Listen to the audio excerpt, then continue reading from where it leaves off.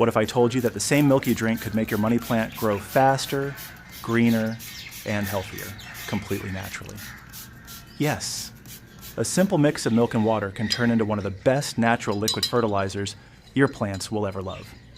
Milk is rich in calcium, vitamins, and proteins, all the nutrients that make roots stronger, leaves greener, and plants healthier.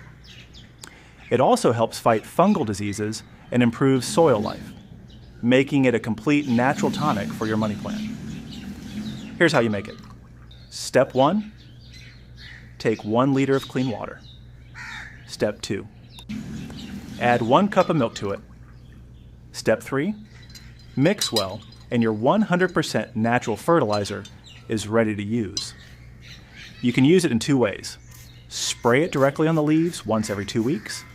It cleans dust, adds shine, and helps the plant absorb nutrients better. Pour it gently into the soil near the roots. This feeds your money plant from inside and encourages new, healthy growth. So next time you have some leftover milk, don't waste it. Mix it with water and give your plants this natural boost. Your money plant will thank you with greener, glossier leaves and faster growth.